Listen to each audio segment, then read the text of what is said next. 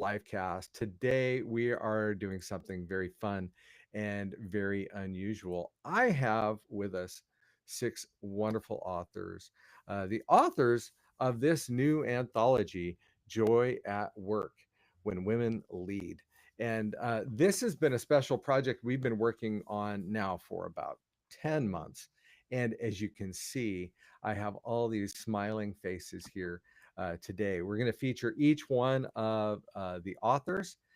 We're going to have a great time as I ask them some questions and carry this through this time. But I would be remiss if I didn't tell you that this book is available right now on Amazon, where you can get the Kindle version for 99 cents. The paperback is also there for you to pick up. But to begin with, what I'd like to do is start with our lead author, the person who's really, she can be, we can thank her or blame her, whichever one. But Jody, I am really excited that you are here today.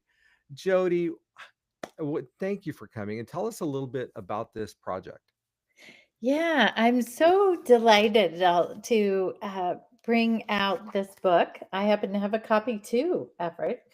And although I've written books before about joy in the workplace, this one was really special to me to invite my friends and other business leaders to join me on this to hear their stories and their experiences and their advice about joy at work. So, I'm the founder of Purple Ink, an HR consulting and talent development firm. So, this is a part of what we do that I am working on in my everyday business and talking to people and talking to organizations about discovering the power of joy at work. And specifically in my chapter, I talk about understanding what are your superpowers because we all have them. Sometimes we might not know what other people's are, or we might not obviously be seeing them, but we all have them. And when we can create opportunities for ourselves to use those superpowers, we're significantly more likely to find joy in our work. It's when we're doing things that we're excited about, that bring us energy and don't drain us at the end of the day. I also talk about in my chapter about a few leaders that I was grew up with or worked with early in my career who made such an impact on me because of the way they discovered their superpowers and shared them with the world and me specifically in being around them. So that's my message in the book is to encourage everyone, and I give you some tips on how you can do that, on how you can discover your superpowers. So Now, Jody, thank you so much, and I'm just grateful that you brought together such a delightful group of authors, women contributors here to this project. I am going to ask you one question though. What do you think is your secret to maintaining joy? Every time I have seen you, I'm sure you don't smile all the time, but every time I've seen you, you have been smiling and laughing. And so, what is your? How do you maintain joy in the workplace? well, Everett, I think that's a signal that it might be working with you because I'm always smiling and laughing when I'm Ah. working with you. Just ask my husband if you think I have moments where I'm not always doing that. He'll be clear to tell you. But I do think it's about um, doing what I do best. And I'm not doing that 40 hours a week, right? Sometimes I'm paying bills or filling out expense reports or whatever that might be. But my goal is to always do things that bring me joy more than 50% of the time. And part of that for me is working on projects with other people and teams. And my arranger strength from the Clifton Strengths Assessment is about bringing people together. The definition is conducive to being an orchestra conductor, where I bring all the right people together to play the best music. And Well, I isn't think this a we've done that perfect here. I was gonna say, isn't this a perfect example, of that? That is fantastic. Well, let's go to our next author, Jill. I would love it if you would tell us a little bit about yourself and your chapter. Sure. I'm Jill Lehman, and like Jody, I am the founder of an HR consulting firm. I'm also a leadership and career coach. So, this is why I was super excited to be a part of this anthology with Jody and the rest of the authors, because I'm passionate about helping people with their careers and finding that career joy in the end. And for me, this chapter started decades ago when I was an HR manager, and there was an opportunity that I wanted in an organization, but my leader didn't think I was ready for it. And I had to find or muster up the courage to raise my hand and say, I'd like to be considered for that.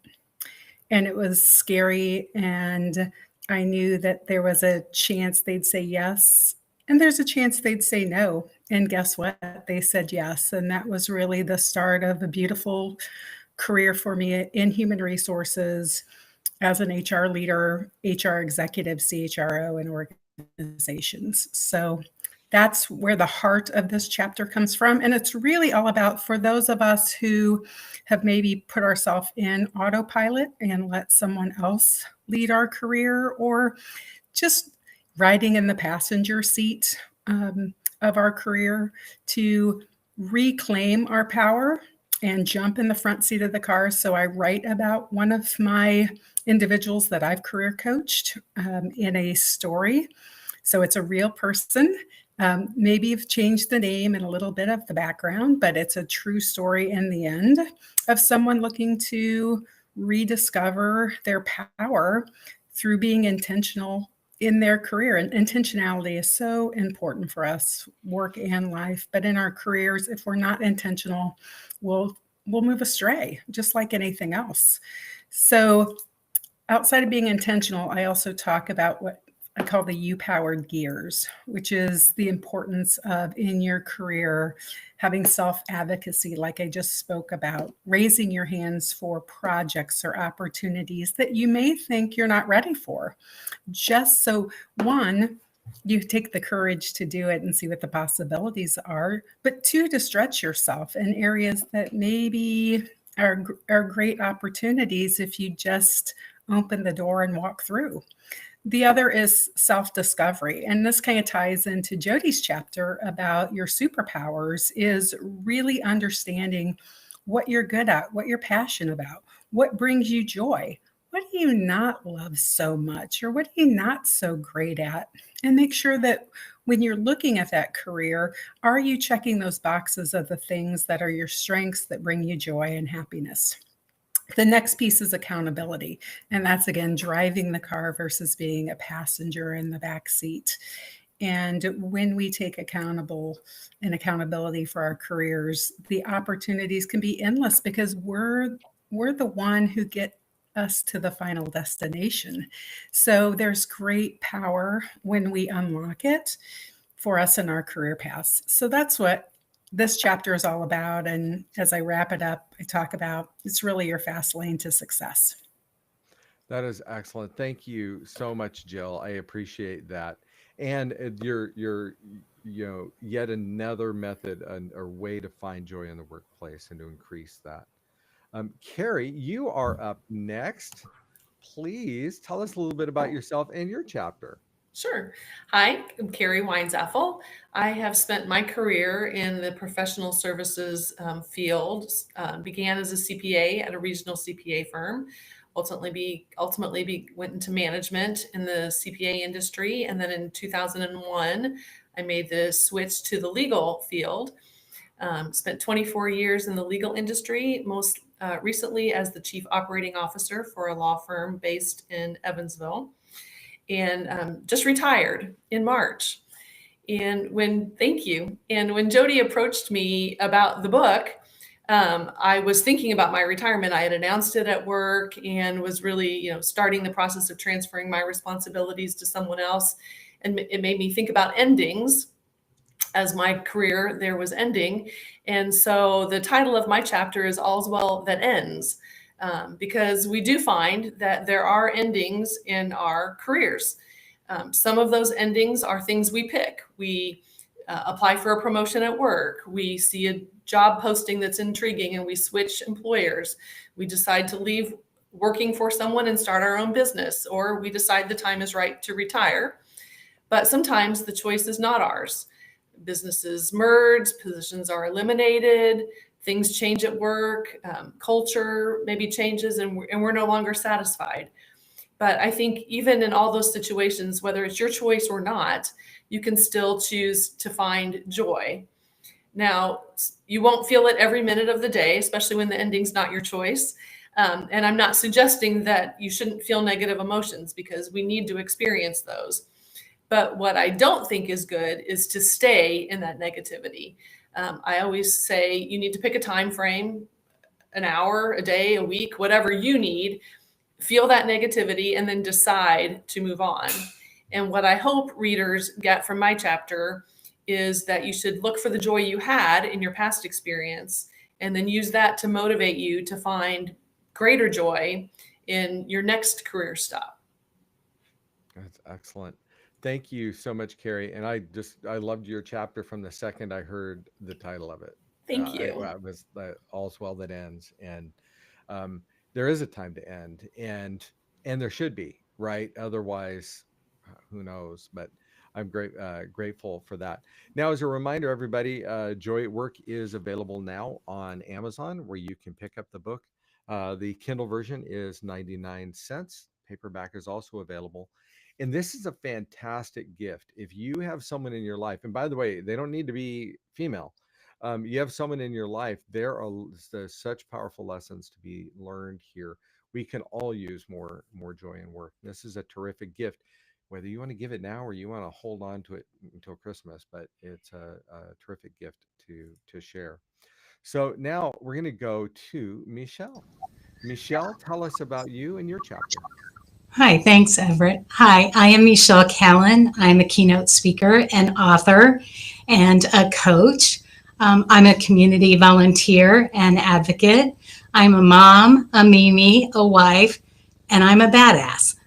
And I say that because when you read my chapter, that's one of the things I talk about, how important it is for us to limit the limiting language, behaviors, and beliefs that keep us from fully embracing our power and, as Jody said, our superpowers.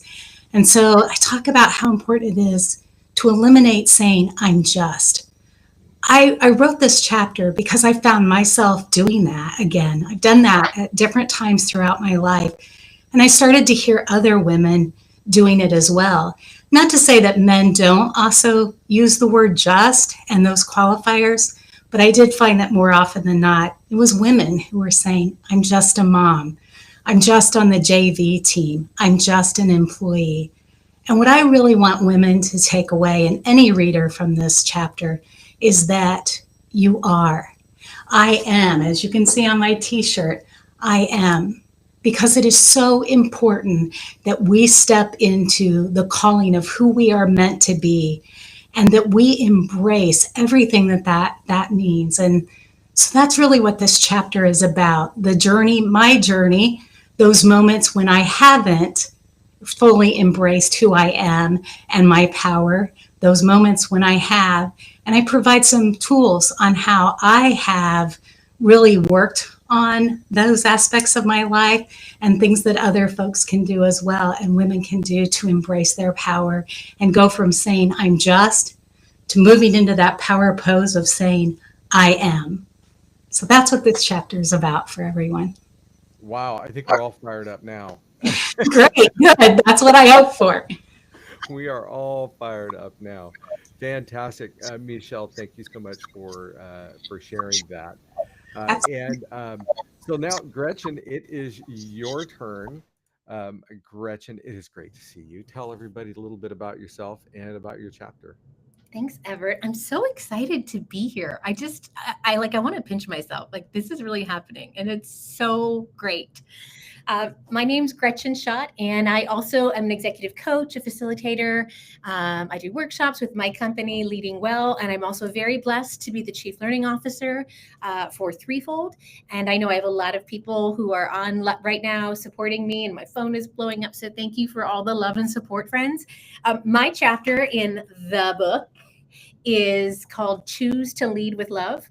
And I believe that joy is a choice. I believe that leadership is a choice. And I believe leading with love is also a choice. And my chapter really kind of talks about how we do all three of those things, how we make those choices. I give some tips and things. If you've coached with me, you might recognize some of the exercises that I put in there. And I just share from my own personal experience. And yeah. So if you've worked with me, you probably hear some stories in there. If you know me, you might have heard me say these things because I always share when I'm uncomfortable. I know that I'm growing. So I must be growing a lot today because this is not like super comfortable, but I am loving being a part of this. And I'm so grateful to share this platform and this book with these fantastic ladies. I've learned so much from them. I could literally go around and say how much I love everything that they've all written, but we only have a little bit of time. So. Wow. Now, Gretchen, I got to tell you, and I'm sure everyone would agree here, you look exactly the opposite of uncomfortable. So yeah, I don't know what switch you turned on if you feel uncomfortable, but this doesn't look like uncomfortable. This looks like you've done this a lot and you're super confident with it, which is fantastic. Now, Sarah, you get to go next, and we're excited to hear about you and your chapter. Yes, I am the caboose of our beautiful book. So when you get to the end, after reading and hearing so many amazing tools and tips from these 5 amazing women, you'll see the last chapter, which is called Joyful Resilience. My background, very similar to this group, has touched upon really just the service of partnering with other people in making whatever they're doing come to life in a more powerful way. I've been very fortunate to do that in the corporate world, but I've also been doing it, I think, your whole life with people in your life. So the chance to do this and learn and grow, but also share some of my favorite tips and tools on bouncing back was just phenomenal. But the title of the chapter is actually really a hint to some of the tools that I highlight. So years ago, I got fascinated with the concept of how stress is really positioned and what we do with it. And so I just kind of turned on my learner mode and I went into this deep study of what's available. And I saw tons of research, but it ended up driving me to a path to getting certified in a specific tool that measures resilience. And the concept actually came from a pretty deep study that was done in a place where stress is pretty high, which is the armed forces. And you think how they tacked on first responders and a number of other roles who are constantly battling stress. But what they did is they looked at, can you grow your response to it? And I hope all of you will be taking a huge breath when I tell you we can. We can. Whatever our habits are, we have a chance to change them. So what you'll find in the book is really a spotlight on 3 distinct things that you can pour energy into to amplify your response to stress, whether it be in your personal life or in your work. It talks about your challenge mindset. I think a lot of us probably have had experiences around mindset, but this really puts a spotlight on when something unexpected comes your way, do you look at it as a, like, okay, bring it on, right? Okay, that's a challenge, but I'm going to unpack it and repack it. Or do you pull away from it? Because that's a measurement of your resilience. The second factor is your control. That one's probably most fascinating to me in the work capacity, because there really are so many times where we talk ourselves into, I don't have any control, when really we do. So it's about figuring out what is your layer of control and how do you embrace your own level of influence and how much positivity of outcome of value is on the other side of that decision. And then the last piece is really about what we call your commitment. Because we find that when we pick things that we are intrigued by and they relate and align to us as individuals, it's harder to shake when somebody wants to throw some stress at us. It's like, nope, I care enough, not going anywhere. Bring it. So the idea that I could share some of my favorite tools as a coach and a speaker all these years with people, this was just an unbelievable opportunity. So I want people to find additional tools to add to the other chapters and bring joy to the moments that seem really hard, but you walk away thinking that was a blessing, like that was pouring into me, and value just grows. And you carry it over to other people. So it was exciting to do this, ladies. Wow. Now you said caboose. I was going to say batting cleanup, Oh, something like that. I tell you, and fantastic. One of the things that you made me think of is you have all contributed chapters to this book. Some of you, this is your first book. For some of you, this is one of several. And I would love to hear from those of you who this is your first book. What what challenges did you see and have to overcome? Since we're talking about Sarah's resilience here and embracing the challenge, who would love to just bring up a challenge that they found in this process and overcame through this process? Michelle? Sure, I'll kick it off. Wow, the self doubt. Again, that initial thought of, can I do this? Am I an author? Is this possible? So, just initially having that conversation about the capability of doing this with myself before even having that with anybody else was a barrier that I had to overcome to say, yes, I am. Yes, I can. I'm guessing you are not the only one to have encountered that particular challenge or objection. Um, Anyone else want to talk about a challenge that they found in this process or something that they really had to overcome? Yeah, Jill.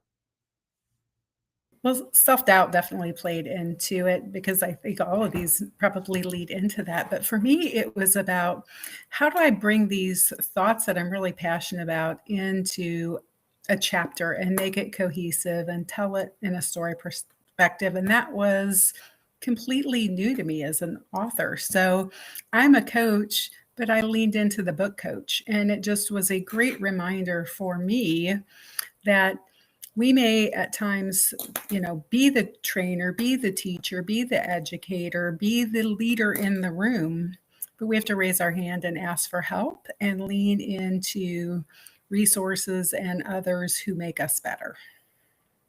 Oh, boy, and you just highlighted something that is such it's a challenge of anyone in leadership, maybe even more for women in leadership. You guys will have to tell me this, but it's that whole thing of I'm the leader, I'm supposed to know everything.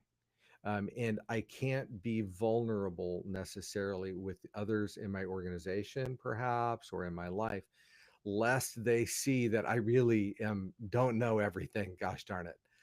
Is and so having to reach out, and this is where I think this book is helpful. I think this group of of authors is helpful for being able to kind of fill those blind spots and help support and lift up each other.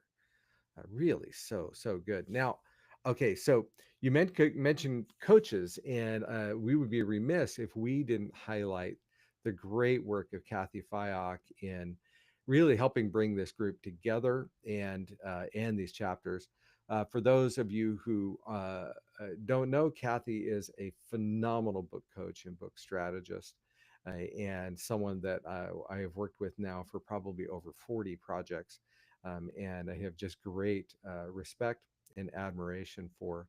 And she really helped. She was the Sherpa here to help guide everybody, and just really appreciate it. By the way, if you ever want the help of a book Sherpa, a book coach, go to kathyfyock.com, kathyfyock.com, and you will find her there. Now, Kathy is working on a new book, and it made and one of the things she talks about in the book is the unexpected benefits that come from writing a book. And of course, we've talked a lot about the benefits that come externally, greater authority, being able to move people from prospects to clients, and lots of those great benefits. But Other benefits come from just the writing process itself, where very often we may find greater clarity as we are caused to bring our thoughts in. Did any of you have some kind of cathartic moments while you were writing where you went, wow, this really does change how I even think about my own brand? Any that occur with anybody here? Yeah, Yeah, I Gretchen. I don't know if I thought about so much as my brand, but and I actually write about this in my chapter. The beginning of the year was one that was met with quite a bit of tragedy for me personally, and the actual process of doing this book really was quite healing for me within that. And I think what I learned even more so was creating that sacred space for myself to be quiet and be still, but then also to get those thoughts out and to put them on paper, literally like write them on paper and then go type them on my computer. That was just incredibly invaluable for me. And knowing that that I was supported through that process. Kathy, again, I can't say enough wonderful things about her as a coach. She was just really wonderful. And I think that I encourage everyone has a book inside them. Everyone's got a book inside them. And so maybe this is going to inspire you to maybe put some pen to paper. I talked about writing a book for years and years and years. I used to have people on my podcast. I've had two different podcasts, and I've had people who were writers on my podcast because I always wanted to hear about the writing process because I was fascinated by it, because I always wanted to do it. And so regardless of what anything happens today, like, it's amazing to be sitting here today with this huge goal that I thought about and dreamed about and then was invited into, and to be sharing it. It's so incredibly worth it. So you guys are all I nodding your think heads. I you're know y'all feel the same way. I think you're speaking for more than just yourself in the experience. I am convinced that writing a book will make you better. Mhm. Most people write books because they think it's going to help their brand. It's going to get them more speaking opportunities or higher fees, and it does all those things, right? It is revolutionary for your brand, but writing a book will make you better. Yeah. And that's a benefit that nobody ever talks about, and no one writes a book for that reason, but they should. Yeah. Jody, we just have a couple minutes here, and I would like to give you the chance if you've got any other words that you would like to share, and then I will close this up. All right. Yeah, well, I just want to say thank you again to all of these beautiful women for trusting me and joining me, and for really showing what Sarah calls that joyful resilience, because I know there was some fear from most everyone, more for some than others. And but you did take a gamble, and you did, plug through it and see yourself as not just a book chapter writer, but as an author. And so I think just so many messages in the book resonate now with all of us and are so fun to share with other people. Well, I tell you, this has been a joy. I will say that Kathy and I have both had a great time working with you on this. It is great to see it now. And without spilling too much information, I can tell you that the book is right now in the top five in three of its categories, or in all three of its categories, on Amazon right now, which is fantastic. I think it's like 2, 3, and 4. And we'll see what else happens the rest of the day. So, Nice. um, on behalf of Kathy and myself, Ignite Press, and Jody Curtis, and the Purple Ink brand, and just so grateful. Thank you all. And we're going to sign this out. Take Thank you. care. Everybody say bye. There you Bye. go. Buy the book. Hold at that.